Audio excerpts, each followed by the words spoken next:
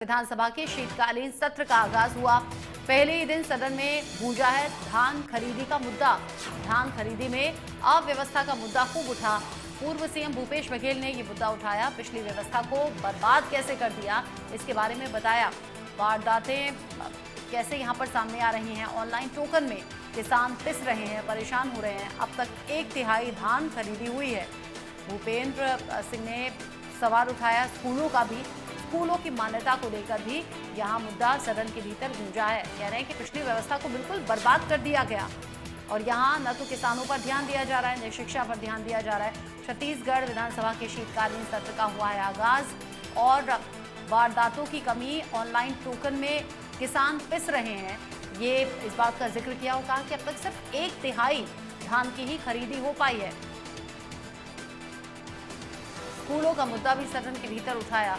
स्कूलों की मान्यता को लेकर भी सवाल किए गए। भूपेश बघेल के जरिए ये सवाल पूछे गए। जन जीवन मिशन में अनियमितता का भी मुद्दा उठा है सदन के भीतर। अजय चंद्राकर ने भी सवाल पूछे हैं। धमतरी के कई गांवों में गड़बड़ी का जिक्र इसमें किया गया। सरकार से सवाल पूछे गए।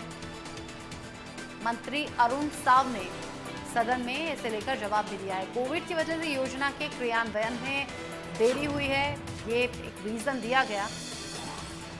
जनजीवन मिशन में अनियमितता का मुद्दा सदन के भीतर उठा। यानी कि जो पहले से अनुमान था कि विपक्ष हंगामा करेगा, सवाल करेगा, सरकार जवाब देगी, कुछ ऐसा ही टकराव, कुछ ऐसा ही हंगामा देखने को मिला है छत्तीसगढ़ विधानसभा के शीतकालीन सत्र के आगाज के साथ ही। पहले दिन सदन में धान खरीदी का मुद्दा उठा है। धान खरीदी में अव्यवस्था का ये मुद्दा, जिसको लेकर सवाल विपक्ष कर रहा है। पूर्व सीएम भूपेश बघेल ने ही ये मुद्दा उठाया।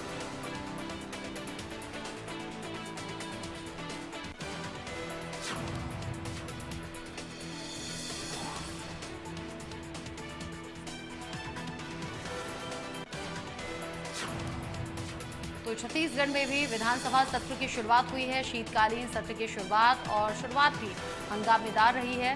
हंगामेदार यह आगाज रहा, जिसमें कई सवाल विपक्ष सरकार से पूछता हुआ नजर आया और इसी को लेकर टकराव भी हुआ, हंगामा भी देखने को मिला।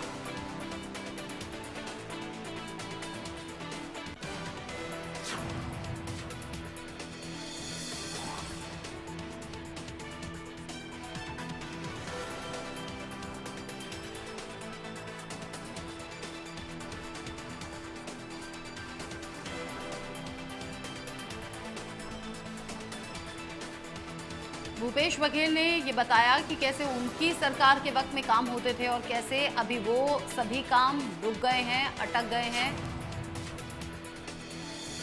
यहाँ पर किसानों का मुद्दा भी उठाया गया कि कैसे ऑनलाइन टोकन के नाम पर किसान पिस रहे हैं और किसानों की अनदेखी हो रही है। धान खरीदी का मुद्दा जोर शोर से उठा और ये कहा कि धान खरीदी सिर्फ 1/3 धान अब तक खरीदा गया है। पहले ही दिन सदन में गूंजा है ये मुद्दा और सरकार से सवाल कई विपक्ष ने पूछे हैं। विपक्ष हावी नजर आया। हालांकि सरकार की तरफ से भी जवाब दिया गया और ये बताया गया कि कैसे कोरोना की वजह से जो योजनाएं हैं उनके इम्प्लीमेंट करने में देरी हुई है और इसी देरी के चलते लोगों को लाभ देर से पहुंच पा रहा है या फिर नहीं पहुंच पाया है अब तक। पहले दिन सदन में कई ऐसे मुद्दे गूंजे जो कि सरकार के लिए सरदर्द वाले थे। विपक्ष ने अपने मुद्दों की तैयारी पहले से की हुई थी और पहले से अनुमान था भी और विपक्ष का काम ही है सरकार पर सवाल उठाना या सरकार से सवाल पूछना।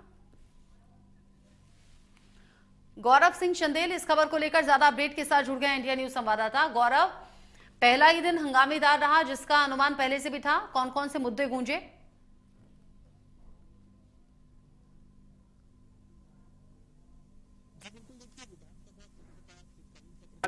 उससे सरकार को विपक्ष जो है घेरते हुए नजर आई। मैं मुख्य सवालों की बात करूं तो सबसे पहले बिलासपुर में जो सरकारी जमीन है उस पर अवैध कब्जा का जो सवाल है वो बिलासपुर विधायक ने यहाँ पर उठाया, जिसका जवाब देते हुए नजर आए मंत्री। आपको बता दें कि वहाँ लगभग बहुत से ऐसी जमीन है जिस पर सरकारी जमीन है जिस पर अवैध कब्जा किया गया है, जिस पर सवाल जो है विधायक ने लगाया था जवाब में ये सामने आया कि कांग्रेस सरकार में तमाम जमीनों का जो बंदर बांट है वो किया गया था। तो इसका सीधा आरोप सुशांत शुक्ला ने जो है कांग्रेस सरकार पर लगाया, जिसके बाद धान खरीदी को लेकर